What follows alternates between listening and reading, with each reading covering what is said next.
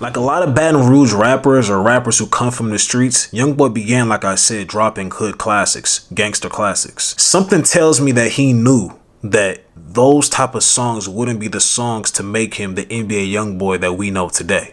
He even said in, I think, a Billboard interview where he said if he learned how to sing, you wouldn't be able to stop him for real.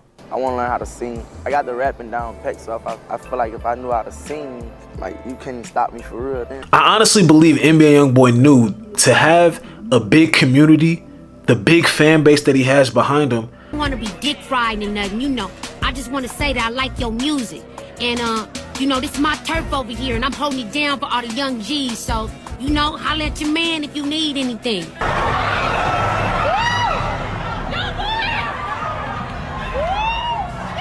I feel like YoungBoy got the craziest fans out of any artist. Like out of anybody that make music, like anybody in the world. And he don't scratch the surface. Lil Baby is not a good example for NBA YoungBoy is. But NBA YoungBoy is, bro. You're speaking from age. Yes, he is. Yes, he is. That's you being old now. So don't call niggas young. If you're not going down, listen. You wasn't outside when Tupac was motherfucking moving mountains. And nigga, you ain't outside when YoungBoy moving mountains. Bro, I got young niggas on my team that will literally cry if they meet YoungBoy. Like literally cry.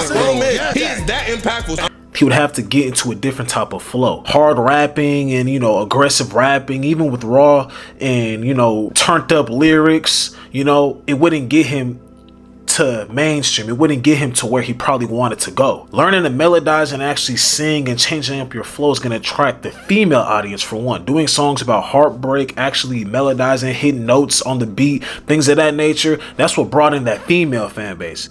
What song you want YoungBoy to sing to you at the show? Oh, I could name a million. Please don't get me started, please. But the favorite song he's just blazing.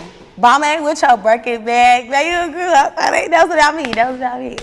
I'm fucking with. I take pictures. I just grabbed it. He is so cute. Ain't cute. On me? He capping, dude. He wild.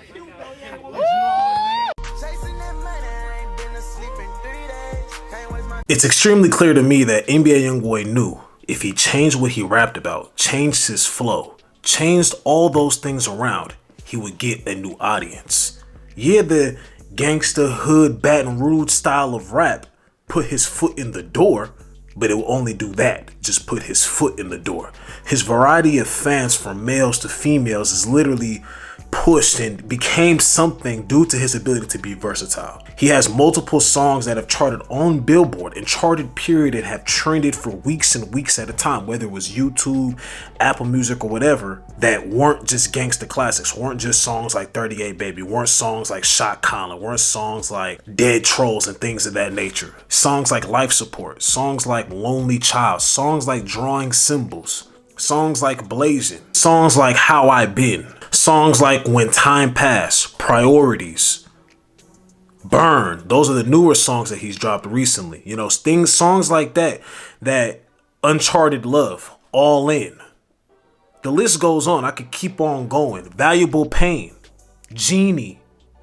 Songs like that is what attracted that female audience. It's more females than males on the planet. So if you can get a female audience or a female point of view, females to like your content, whether you do videos, whether you do music or whatever, you're in pretty good shape. And it's that type of versatility that allowed him to be able to collab with other female artists. Artists such as Queen Naija, artists such as Mariah the Scientist, Nicki Minaj.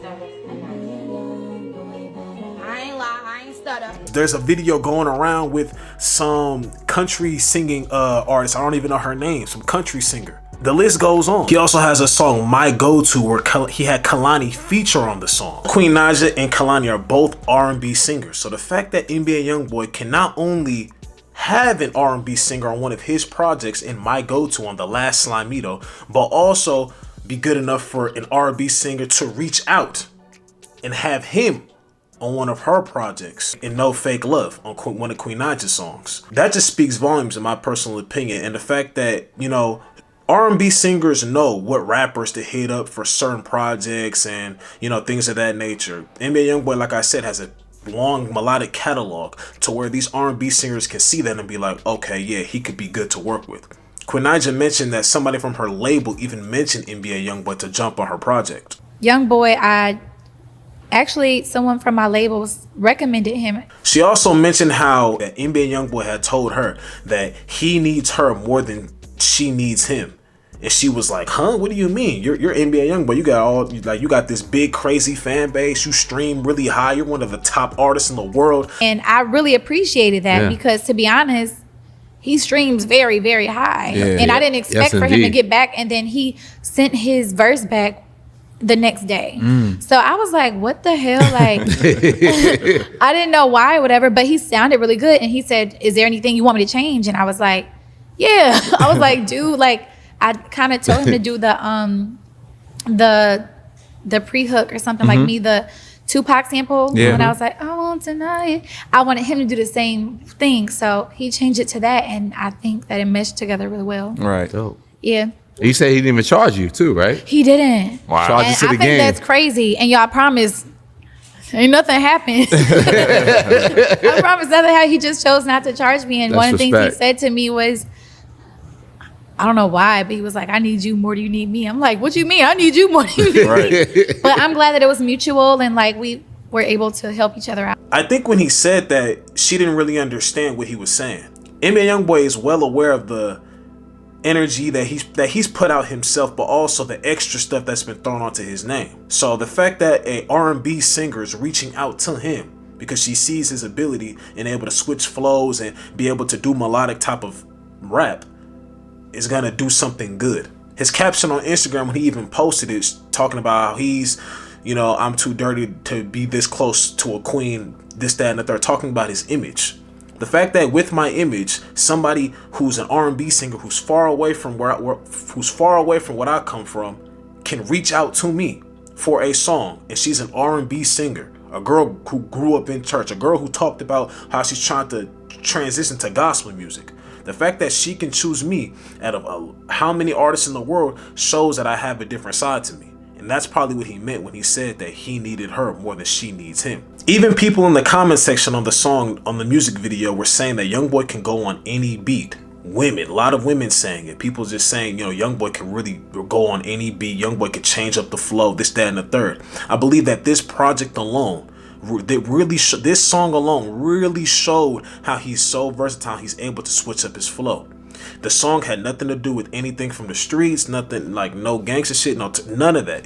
He literally matched her on her part. One of my favorite lines is when he said, "You see that Rolls Royce? I bought that. See that house on the mountain? I bought that. This house for us paid for us, no rent." Something he said, something like that. I really like that song. That just showed how versatile he is, how he's able to switch flows, how he can rap about multiple things. Again, that's why I believe he said he needed her more than she needed him. I needed you because you don't come from nothing I come from, and you haven't put out anything that I've put out, right? I have a lot of music that doesn't show where I come from, but that's not the music that they see. That's not the music that they want to label me by. So the fact that you're an R&B artist and you could come to me asking for a song, that just shows volumes. Like, okay, and I can use this as a way to show people like, hey, I got a different side to me too. Not only can I give you the Baton Rouge gangster turn up shit, but I could also go bar for bar and be lyrical and, melodize and show you a different side, talk about heartbreak and really change up what I talk about in the songs, to attract this female audience that I do have right now.